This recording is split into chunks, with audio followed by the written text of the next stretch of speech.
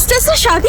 मुझे मॉन्स्टर से शादी करके उसके बच्चे को जन्म देना होगा। आस्था, धीरे बोलो, बाहर कोई सुन लेगा। नहीं मामी जी, ये आप क्या बोल रही हैं? मैं उस मॉन्स्टर के साथ पूरी जिंदगी नहीं बिता सकती। मामी जी प्लीज, आप हमें किस जन्म की सजा दे रही हैं? इतना कहकर आस्था फूट फूट कर रोने लगी, लेकिन उसकी मामी को उस पर बिल्कुल दया नहीं आई। मासूम सी, फूल सी नाजुक आस्था को दुल्हन की तरह सजाया गया, जिसकी खूबसूरती को देखकर हर कोई बस उसे निहारता रहे। और दूसरी तरफ था हैंडसम मॉन्स्टर। आखिर क्या है ये माजरा? आइए सुनते हैं अभी यही बिल्कुल फ्री। प्रियंका दीदी, आपकी शादी हो और हम आए नहीं, ऐसा कैसे हो सकता है? कल का ही दिन था कि आस्था खुशी खुशी अपनी मामी की लड़की की शादी के लिए गांव से शहर आई थी। बचपन से ही अनाथ आस्था को उसकी नानी ने पाल पोस कर बड़ा किया। उसका एक ही सपना था कि पढ़ लिख कर डॉक्टर बनना, लेकिन ये सब हुआ कैसे आस्था बन गई दुल्हन। आज बेंगलुरु के एक 7 स्टार होटल में हजारों लोगों की भीड़ और कैमरों की चमक के बीच मंच पर बैठे देश के सबसे ताकतवर बिजनेसमैन अरमान सिंघानिया की शादी का दिन था। लेकिन मंडप में बैठा दूल्हा अपनी दुल्हन के इंतजार की जगह अपने लैपटॉप और फोन में बिजी था। तभी पंडित जी ने दुल्हन के पिता से कहा, जजमान, शादी का मुहूर्त पास है, लड़की को मंडप में बुलाइए। इधर मंडप में शहनाई बज रही थी, लेकिन दुल्हन के कमरे में एक अजीब सी शांति थी। अरमान की दुल्हन प्रियंका को अरमान के दादू यानी आलोक सिंघानिया ने चुना था। प्रियंका उन्हीं के ऑफिस में काम करने वाले एक क्लर्क मनोज मल्होत्रा की बेटी थी। जैसे ही मनोज जी अपनी बेटी प्रियंका के कमरे में घुसे तो अंदर का नजारा देखकर उनके पैरों तले जमीन खिसक गई। प्रियंका मंडप में आने से ठीक पहले गायब हो चुकी थी।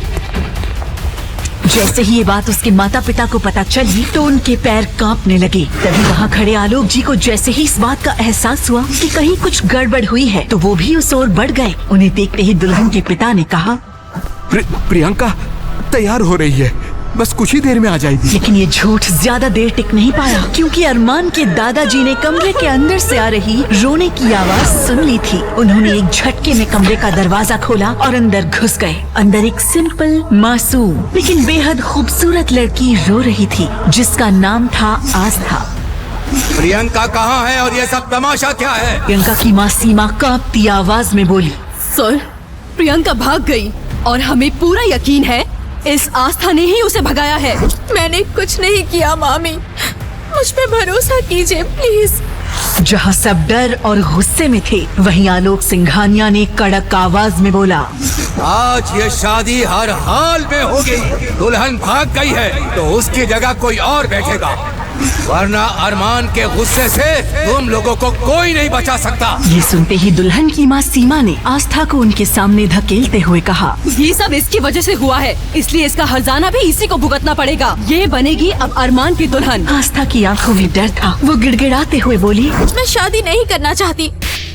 चुप कर अपनी जुबान और जैसा कहती हूँ वैसा कर। बेटा, अगर तूने आज ये शादी नहीं की तो अरमान सिंघानिया हम सबकी जान ले लेगा। तू नहीं जानती वो कितना खतरनाक है। आस्था के पास वहाँ से भागने का कोई रास्ता नहीं बचा था। आखिरकार जल्दी ही उसे एक शादी का जोड़ा पहनाया गया और उसके सिर पर लंबा सा घूंघट डाल दिया गया। अरमान ने जल्दी जल्दी सारी फॉर्मेलिटीज पूरी करते हुए गले में मंगलसूत्र पहना दिया। आलोक सिंघानिया ने उसकी पूरी जन्म कुंडली अपने हाथों में मंगवा ली थी। लेकिन जैसे ही आलोक जी की नजर आस्था के माँ बाप जो कि एक्सीडेंट में मारे गए थे उनकी डिटेल्स पर पड़ी तो उनके होश उड़ गए और वो खुद से बुदबुदाते हुए बोले, पहले मैंने सोचा था कि इस लड़की को 2-4 दिन के बाद तलाक दिलवाकर आजाद करवा दूंगा, लेकिन अब नहीं, ये जिंदगी भर अरमान सिंघानिया की पत्नी बनकर ही रहेगी।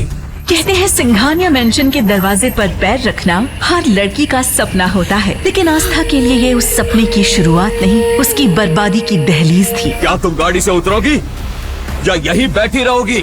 आस्था को पता था कि अरमान का गुस्सा काफी भयानक है, लेकिन इसके उलट उसने आगे जो किया वो देखकर सब सन्न रह गए। उसने अगले ही पल आस्था को अपनी गोद में उठाया और लंबे लंबे कदम भरते हुए घर के अंदर आ गया। जैसे ही आस्था अंदर आई उसने राहत की सांस ली। पहली बार वो अपने नए घर में अकेली थी। उसने जल्दी से दरवाजा अंदर से लॉक किया, घूंघट हटाया और एक लंबी गहरी सांस ली। लेकिन अगले ही पल उसकी नजर पड़ी उस कमरे में जहाँ वो खड़ी थी। वहाँ की सभी चीजें बेहद महंगी और इम्पोर्टेड थी और बीचों बीच पड़ा हुआ एक किंग साइज का बड़ा सा बेड था। इतनी महंगी महंगी चीजों को आस्था बड़ी हैरानी से देख रही थी। ये ये सब तो मैंने सिर्फ सीरियल्स और फिल्मों में ही देखा था। तभी अपने आप से बात करती आस्था धीरे धीरे कमरे में लगे आईने के सामने आ गई और जब उसने खुद को देखा तो उसे ऐसा लगा जैसे आईने में वो नहीं कोई और खड़ा हो। सूजी आंखें, लाल नाक, लेकिन उसके चेहरे पर अब भी वो मासूमियत बरकरार थी। तभी उसे याद आया कि वो अरमान के कमरे में मौजूद है। उधर रात के 2 बजे जब सारा घर सो रहा था तब अरमान ने अपना काम खत्म किया और वो अपने कमरे में सोने के लिए जाने लगा। उसने अपनी फिंगरप्रिंट आईडी से दरवाजा खोला और अंदर दाखिल हो गया। बेड के एक कोने पर आस्था सोई हुई थी और उसका चेहरा घूंघट से ढका हुआ था। दादाजी को क्या जरूरत थी इसे मेरे कमरे में भेजने की? ये शादी तो सिर्फ नाम की है और वैसे भी मेरी जिंदगी में किसी भी लड़की की कोई जगह नहीं। तब अचानक अरमान ने अपनी जेब में हाथ डाला और जल्दी ही एक गन उसके हाथों में थी। गुस्से में उसने उस बंदूक से आस्था के बेड से थोड़ी ही दूरी पर रखे एक वाज पर फायर किया। अब जैसे ही आस्था के पास वाज में फायर हुआ, आस्था तुरंत उठकर बैठ गई और उसने जोरों से चीख मार दी। वो बहुत ही ज्यादा डर गई थी। अब इस तरह से गन चलने की आवाज के शोर से अरमान के दादाजी और उसका भाई आहान सब घबरा गए। दादू, गोली की आवाज अरमान भाई के कमरे के ओर से आई और वो दौड़ते हुए ऊपर आकर जोर जोर से अरमान के कमरे का दरवाजा खटखटाने लगी। जैसे ही अरमान ने दरवाजा खोला तो दादाजी गुस्से में बोले, अरमान, ये क्या बदतमीजी है? आस्था को डराने की क्या जरूरत थी? अरमान ने ठंडी लेकिन तेज नजर से दादाजी की ओर देखा। दादाजी, आपके कहने पर मैंने ये शादी की थी, लेकिन इसका मतलब ये नहीं कि मैं इसे निभाऊंगा भी। शुक्र मनाइए कि गोली इसके सिर में नहीं लगी। जैसे ही अरमान की कही ये बात सबके कानों तक पहुंची तो कमरे का माहौल सन्नाटे में बदल गया। लेकिन तभी उसके भाई आहान ने बोला, अरमान ब्रो, आपको ऐसा नहीं करना चाहिए था। भाभी के साथ ऐसा बर्ताव नहीं होना चाहिए। अपनी बकवास बंद करो आहान। किसने कहा कि ये तुम्हारी भाभी है? जाओ जाकर अपनी पार्टी एंजॉय करो। अरमान के ऐसा बोलते ही दादाजी आस्था को अपने साथ नीचे लेकर आ गए। अब वहाँ सिर्फ वो दोनों ही मौजूद थे। दादाजी ने आस्था का हाथ थामा और बोले, बेटा, माफ करना, हम जानते हैं कि तेरे साथ नाइंसाफी हुई है, लेकिन उस वक्त कोई और रास्ता नहीं था। दादाजी, आप माफी क्यों मांग रहे हैं? जो कुछ भी हुआ उसमें आपकी कोई गलती नहीं थी। बेटी, अगर तुम अरमान को पूरी तरह से बदल दोगी तो मैं तुम्हारे डॉक्टर बनने के सपने को हकीकत बना दूंगा। ये मेरा पक्का वादा है। जैसे ही आस्था ने ये सुना, एक बार फिर उसकी आंखों में उम्मीद की चमक नजर आ गई। दादाजी ने आस्था की तरफ देखते हुए एक बार फिर से कहा, मैं जानता हूँ ये काम सिर्फ और सिर्फ तुम कर सकती हो। चलो, फिलहाल रात काफी हो गई है, तुम इस कमरे में सो जाओ। आस्था अगली सुबह जब सोकर उठी, पहली बार शहर की सुबह इतनी सुहानी लगी। वो कुछ सोचते हुए धीरे धीरे गार्डन की ओर बढ़ गई। गार्डन में पहुंचते ही उसकी नजर एक आदमी पर पड़ी। रुको, ये गलत कर रहे हो तुम। तभी वो आदमी आस्था की तरफ मुड़ा। तभी आस्था ने तुनक कर कहा, देखो भाई, मैं तुम्हें बचाने आई हूँ उस बंदूक वाले मॉन्स्टर से और तुम मुझे ही घूर रहे हो। वो आदमी कोई और नहीं बल्कि अरमान था।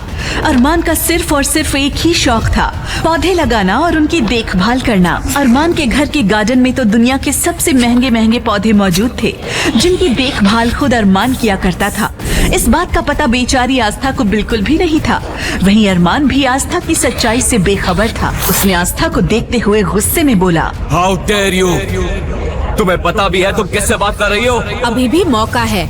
अगर तुम्हें अपनी जान प्यारी है तो अब अपना बोरिया बिस्तर समेटो और भाग जाओ यहाँ से। वैसे भी आस्था बहुत कम लोगों को ही सलाह देती है। अचानक अरमान ने अपने हाथ से उस बड़ी सी कैंची को फेंक दिया और सीधा आस्था का हाथ पकड़कर उसे अपनी ओर खींच लिया।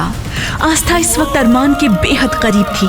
एक पल को अरमान भी उसकी खूबसूरती में खो सा गया था। तभी आस्था तेज आवाज में बोली, तुम्हारी हिम्मत भी कैसे हुई इस तरह से मेरा हाथ पकड़ के खींचने की? नौकर हो तो नौकर बनकर ही रहो, समझे?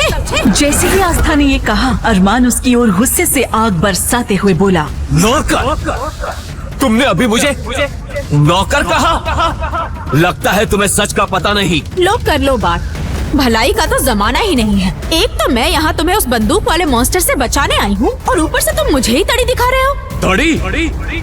ये तड़ी क्या होता है? आस्था अपना हाथ माथे पर मारती है और बोलती है, हे भगवान, लगता है उस मॉन्स्टर ने घर में नौकर भी अपने जैसे ही रखे हैं। सुनो, तड़ी का मतलब धमकी। मैं तुम्हें बचाने आई हूँ और तुम हो कि मेरे सामने ही टशन झाड़ रहे हो। ये सुनते ही अरमान गुस्से में बिना पलक झपकाए आस्था को देखने लगा था। वो कुछ बोलता कि तभी पीछे से किसी के कदमों की आवाज आई।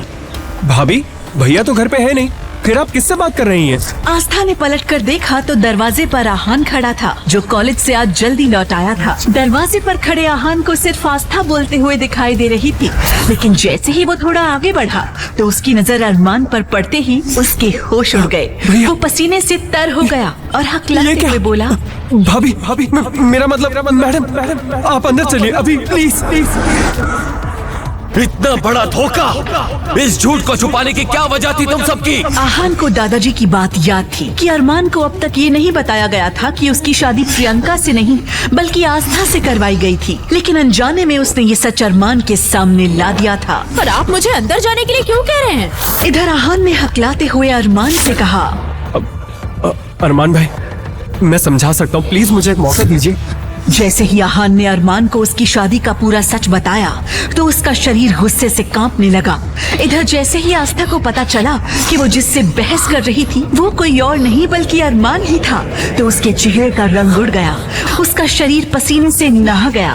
पर तब तक बहुत देर हो चुकी थी। अरमान ने अपनी जेब में हाथ डालकर एक झटके में अपनी गन निकाली। अरमान, ये क्या कर रहे हैं आप? आपकी बीवी हूँ मैं। मुझे झूठ और धोखा देने वाले लोगों से सख्त नफरत है। ये कहते हुए अरमान ने अगले ही पल ट्रिगर पर रखी अपनी उंगली दबा दी। ये देखकर आस्था के मुंह से एक तेज चीख निकल गई। आस्था के माता पिता की डिटेल्स देखकर क्यों चौंक गए थे दादाजी? और अगर आस्था इस बार भी बच गई तो क्या वो अरमान के पत्थर दिल को पिघलाने में हो पाएगी कामयाब? और शुरू होगी एक प्रेम कहानी। आगे की कहानी जानने के लिए देखें अगला एपिसोड सिर्फ पॉकेट एफएम के YouTube चैनल पर, और तेरे इश्क में के सारे एपिसोड्स को सुनने के लिए डिस्क्रिप्शन में दी लिंक से डाउनलोड करें पॉकेट एफएम ऐप।